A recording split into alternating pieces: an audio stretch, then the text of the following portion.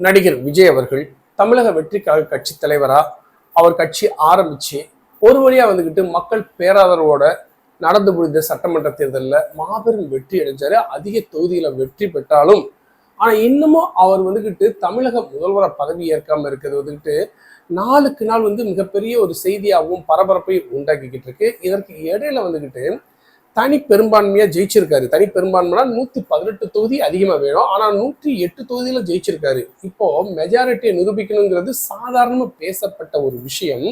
அதாவது தமிழக முதல்வரா பதவியேற்றதுக்கு பின்னாடி கூட சட்டசபையில இந்த ஃப்ளோர் டெஸ்ட் சொல்லுவாங்க. அங்க சட்டசபையில வாக்கெடுப்பு இருக்கும். அங்க எல்லாம் எம்எல்ஏக்கள் எல்லா பேரும் சேர்ந்து வாக்கெடுத்து விஜய் அவர்களுக்கு யாரு சப்போர்ட் பண்ணுவாங்க அப்படிங்கிற ஒரு ஃப்ளோர் டெஸ்ட்னு சொல்லுவாங்க. அந்த ஃப்ளோர் டெஸ்ட்ல விஜய் அவர்களுக்கு அதிகமான வாக்குகள் கிடைச்சி 118க்கு மேலாக தன்னுடைய பெரும்பான்மையை நிரூபிக்கணும். இதுதான் ப்ரொசீஜர் அப்படிங்கிற ஒரு விஷயம் இருக்குங்க சட்டத்தின் அடிப்படையில்.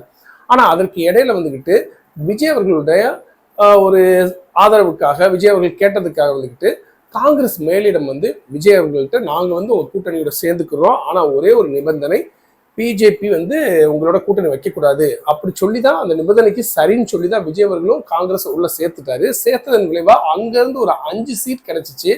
ஸோ ஆல்ரெடி விஜய் அவர்கள் 108 சீட் ஜெயிச்சிருந்தாரு, பிளஸ் 5 113. ஓகே, போய் ஆளுநர்கிட்ட சொன்ன ஆளுநர் கண்டிப்பா ஓகே நீங்க தமிழக முதல்வராக பதவி பிரமாணம் பண்ணிக்கலாம் அப்படி சொல்லுவாருன்னு தான் தமிழக வெற்றி கழகத்தின் கட்சி தலைவரான நடிகர் விஜய் அவர்கள் ஆளுநர்கிட்ட போய் கேட்டாரு. ஆனா ஆளுநர் என்ன செஞ்சாருன்னா, விஜய் மாதிரி தான் ட்ரெஸ் கோட்னா போட்டுட்டு வாங்க விஜய் சொல்லி நல்லா இன்வைட் பண்ணி அவரை வரவேற்று ஓகே நீங்க சொன்னதை ஏத்துக்கிறோம் அப்படின்னு சொல்லி வாங்கிட்டு திடீர்னு பார்த்தா எந்த பதிலும் சொல்லாம நீங்க நாளைக்கு பதவி ஏற்கலாம் இல்ல இத்தனாம் தேதி பதவி ஏற்கலாம் அப்படின்னு சொல்லாம திடீர்னு சொல்ல வேண்டிய விஷயத்த அங்கேயே சொல்லியிருக்கலாம். ஆளுநர் நம்ம தமிழ்நாட்டுக்குன்னு சொல்லி தனி ஆளுநர் கிடையாது, கேரள மாநிலத்தில் இருக்கக்கூடிய ஆளுநர் தான் நம்ம தமிழ்நாட்டுக்கு பொறுப்பு ஆளுநர் அப்படின்னு சொல்லி அவர் இருக்காரு. இப்ப விஜய் அவர்கள் அந்த பொறுப்பு ஆளுநர்கிட்ட போய் தன்னுடைய விஷயத்த சொன்ன ஒன்றும் எதா இருந்தாலும் அன்னைக்கே சொல்லியிருக்கலாம். அந்த விஜய் அவர்கள் கொடுத்த அந்த ஆதரவு கடிதம் இருக்கு பார்த்தீங்க, அந்த சம்பந்தப்பட்ட பேப்பர்ஸை வாங்கிட்டு அவர் என்ன செஞ்சாருந்தாலும் யார்கிட்ட பேசலான்னு தெரியல. திடீர்னு நீங்க ஒரு 118 தொகுதிகள் ஜெயிச்சிட்டோம், உங்களுக்கு சப்போர்ட் இருக்கு, 118 எம்எல்ஏக்களும் சப்போர்ட் இருக்கு அப்படின்னு சொல்லி உங்களுடைய மெஜாரிட்டியை நிரூபிச்சுட்டு நீங்க பதவி ஏற்றுக் கொள்ளுங்கிற விஷயத்த ஆளுநர் முன் வச்சிருக்காரு. இதை கேட்ட விஜய்க்கு கொஞ்சம் ஷாக்கு. சரி ஓகே என்னடா இப்படி சொல்லிட்டான்னு சொல்லி தயாரிப்பாளர் ஒருத்தர் இறந்தார் இல்லையா, சமீபத்தில் நடிகர் ஜீவாவோட அப்பா ஆர்பி சௌத்ரி இறந்தார் இல்லையா, அவருடைய இறப்புக்கு போய் அஞ்சலி செலுத்திட்டு வர்றதுக்கு முந்தி அவருக்கு தமிழக முதலமைச்சர் கொடுக்க வேண்டிய பாதுகாப்பை கொடுத்து வச்சிருந்தாங்க. கடந்த 2 நாட்களா கான்வாய் வாகனங்கள் மூலமா முதலமைச்சர் கொடுக்க வேண்டிய பாதுகாப்பு விஷயங்கள் கொடுத்தாங்க. அதை கூட வாபஸ் வாங்கிட்டாரு ஆளுநர் அவர்கள். ஆளுநர் சொன்னதுக்காக எல்லா பேருமே பாதுகாப்பு கொடுக்காம நிப்பாட்டிட்டாங்க. என்னடா இப்படி போய்கிட்டு சொல்லி விஜய் அவர்கள் இப்போ வரைக்கும் மௌனம் சாதிச்சுக்கிட்டே இருந்தார். எதற்காக ஆளுநர் இப்படி செய்யறாரு அப்படின்ட்டு திரும்ப இன்னைக்கு ஆளுநர் திரும்ப கூப்பிட்டுட்டு ஏதோ ஒரு முக்கியமான விஷயத்துல சொல்ல போறாருன்னு தான் ஆளுநர் தான் வர சொல்லியிருக்காரு விஜய் அவர்களை. விஜய் அவர்கள் இன்னைக்கு போய் ஆளுநர் சந்திச்சா திரும்ப ஆளுநர் என்ன சொல்றாரு, உங்களுடைய தனி பெரும்பான்மை உங்களுடைய மெஜாரிட்டியை நீங்க நிரூபிச்சிருங்க, அதுக்கப்புறம் பதவி ஏற்றுக்கொள்ளலாம், அது வரைக்கும் யாருக்கு நான் பதவி பிரமாணம் செய்து வைக்க மாட்டேன் இப்படின்னா சொல்லியிருக்காரு. இது கொஞ்சம் சிறுபிள்ளைத்தனமாக இருந்தாலும் இவர் ஏன் இப்படி சொல்றான்னு சொல்லி சில சமூக ஊடகங்கள்லையும் பேப்பர்ஸ்லையும் படிக்கிறப்ப என்ன சொல்லியிருக்காங்கன்னா, கவர்னர் அவர்கள் யாரோட கட்டுப்பாட்டில் இருக்காங்க அப்படின்னு பாக்குறப்போ மோடி மற்றும் அமித்ஷா அவர்களுடைய கட்டுப்பாட்டில் இருக்காங்க. அதாவது பிஜேபியோட கூட்டணி வைக்காம இருந்ததுனால தான் மேல இருக்கக்கூடிய மோடி மற்றும் அமித்ஷா அவர்களுக்கு மிகப்பெரிய கோபம் விஜய் மீது. அதனால காலதாமதம் ஏற்படுத்துங்க, இந்த மாதிரி பதவி பிரமாணம் செய்ய வேண்டாம், அவர் மெஜாரிட்டியை நிரூபிக்கட்டும், தனி மெஜாரிட்டி நிரூபிக்கட்டும் அப்படிங்கிற ஒரு விஷயத்தை மேலிடத்திலிருந்து கொடுத்த அழுத்தம் காரணமாக ஆளுநரும் அவங்க சொன்ன வேலையை செஞ்சுக்கிட்டு இருக்கிறதா தகவல் வெளிவந்துகிட்டு இருக்கு.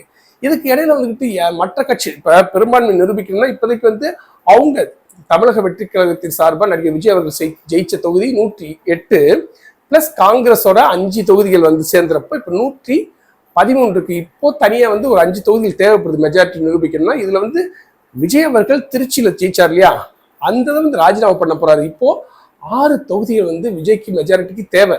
இப்ப யாராவது கூட்டணிக்கு வருவாங்களான்னு பார்த்தா நேற்றைக்கு திடீர்னு நிறைய விஷயங்கள் நடந்து அரங்கேறிச்சுங்க.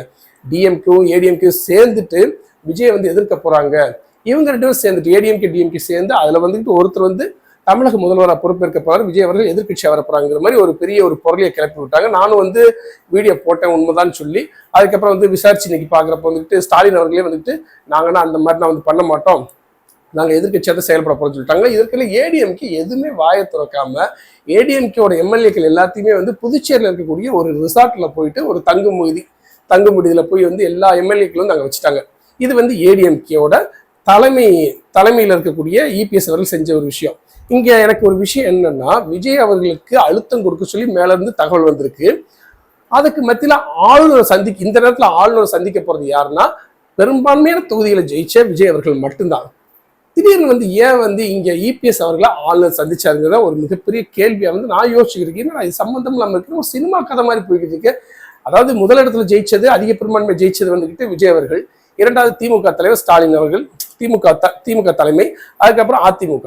இந்த அதிமுக மூன்றாவது இடமா ஜெயிச்சு அவரை சம்பந்தப்பட்ட இபிஎஸ் அவர்களை ஏன் வந்து ஆளுநர் கூப்பிடாருன்னு பார்த்தா, வந்து ஒரு இப்ப ஈவினிங் ஒரு 3:30 மணி 4 மணி போல வந்துட்டு இபிஎஸ் அவர்களும் ஆளுநர்களும் பேசியிருக்காங்க. பேசி முடிச்ச உடனே அதாவது ஏடிஎம்கே சம்பந்தப்பட்ட எம்எல்ஏக்கள் எல்லா பேருமே வந்து 30க்கும் மேற்பட்ட எம்எல்ஏக்கள் புதுச்சேரியில் தங்கியிருக்காங்க. இபிஎஸ்க்கும் ஆளுநருக்கும் மீட்டிங் முடிஞ்சுன்னா இபிஎஸ் அவர்கள் எங்க போனோம், நார்மலா வந்து சென்னையில் இருக்கக்கூடிய அவங்க வீட்டுக்கு போனோம். ஆனா அவர் நேராக புதுச்சேரியில் இருக்கக்கூடிய எம்எல்ஏக்கள் நோக்கி போயிருக்காரு. இது அடுத்த கட்ட நடவடிக்கை என்னவா இருக்குங்கிறத கொஞ்சம் யோசிக்க வைக்குது. மீண்டும் வந்து நடிகர் விஜய் அவர்களுடைய தமிழக வெற்றி கழகத்திற்கு 6 சீட்ஸ் வேணும். 6 பேர் வந்துக்கிட்டு இவங்க கட்சியில சேர்ந்தா தான் தனி மெஜாரிட்டியை காண்பிக்கக்கூடிய சூழ்நிலை. அதாவது எலெக்ஷன் முடிஞ்ச உடனே ரிசல்ட் வந்த உடனே முத விஜய் அவர்களுக்கு தாவேக்காவுக்கு ஆதரவு அளிக்க மாட்டோம்னு சொன்ன IMUL, அதாவது இந்தியன் முஸ்லிம் யூனியன் லீக் கட்சி தலைமையான காதர் மொய்தீன் அவர்கள் வந்துக்கிட்டு நாங்க தமிழக வெற்றி கழகத்துக்கு ஆதரவை கொடுக்க மாட்டோம் சொன்னார் இல்லையா. அவர் இன்னைக்கு வந்துக்கிட்டு ஒரு பேட்டி கொடுத்துருக்காரு. அதுக்கு அந்த பேட்டி கொடுக்க முக்கியமான காரணம் தமிழக வெற்றி கழகத்தின் நிர்வாகியான அருண் காமராஜ் நினைக்கிறேன், அவங்க வந்துக்கிட்டு உங்களுடைய ஆதரவு தேவை அப்படின்னு சொல்லி அவர்கிட்ட வந்து ஒரு ரெக்வஸ்ட் வச்சிருக்காங்க. அதற்கு IMUL கட்சி தலைவரான காதர் மொய்தீன் அவர்கள் என்ன சொல்லியிருக்காருன்னா, நாங்க வந்துக்கிட்டு உங்க தமிழக வெற்றி கழகத்துக்கு ஆதரவு கொடுக்க ரெடியா இருக்கோம், ஆனா ஸ்டாலின் அவர்கள் ஒரு வார்த்தை சொன்னார்னா கண்ணை மூடிட்டு நாங்க வந்து உங்களுக்கு ஆதரவு கொடுப்போம் அப்படிங்கிற மாதிரி வந்துக்கிட்டு அப்படி இல்லாம நியூட்ரலா ஒரு பதில சொல்லியிருக்காரு. பட் இருந்தாலும் சந்திப்பு வந்து செய்தியாளர்கள் முன்னாடி வந்து நல்ல ஒரு சந்திப்பாகவும் அவங்க வந்து ஆதரவு கொடுக்குற மாதிரி ஒரு விஷயத்தை சொல்லியிருக்காங்க. இது போக விடுதலை சிறுத்தை கட்சியின் தலைவரான திருமாவளவன் மற்றும் மார்க்சிஸ்ட், கம்யூனிஸ்ட் இந்த சம்பந்தப்பட்ட எல்லாருமே 2 தொகுதிகள் ஜெயிச்சிருக்காங்க. அவங்களும் வந்துக்கிட்டு கிட்டத்தட்ட விஜய் அவர்களுக்கு ஆதரவு கொடுக்குற மாதிரி ஒரு நிலைப்பாடு எடுத்து இன்னைக்கு நாங்கள் ஒரு கூட்டம் போட்டு பேச போறோம், ஆனா இப்போ வரைக்கும் நாங்க வந்து தாவேக்காவுக்கு ஆதரவு கொடுக்க மாட்டோம் அப்படி நாங்க ஒரு விஷயத்த சொல்லலை, ஆனா அதை பத்தி நாங்க பேசி முடிவெடுப்போம் அப்படிங்கிற மாதிரி அவங்க வந்து ஒரு பக்கம் வந்துக்கிட்டு பேட்டி கொடுத்துக்கிட்டு இருக்காங்க. தொலைபேசி மூலமா தந்தி டிவிலாம் பேசிக்கிட்டு இருக்காங்க. ஸோ ஆக மொத்தம் வந்துட்டு மறைமுகமா கூட்டணி அதாவது தாவேக்காவோட வந்து கூட்டணி அமைக்கிறதுக்கு சில பேர் வந்து ரெடியா இருக்காங்க. இந்த நிலைமையில வந்துக்கிட்டு ஏடிஎம்கே மட்டும் ஒரு தனி ரூட் எடுத்து ஒரு தனி ஸ்டாண்ட் எடுத்து அவங்க என்னமோ ஒரு விஷயத்த பண்றாங்க. அதுதான் ஒரு புரியாத புதிரா இருக்கு. ஸோ ஆக மொத்தம் ஆளுநருடைய ஒரு தலைமையில தான் பதவி பிரமாணங்கிறது.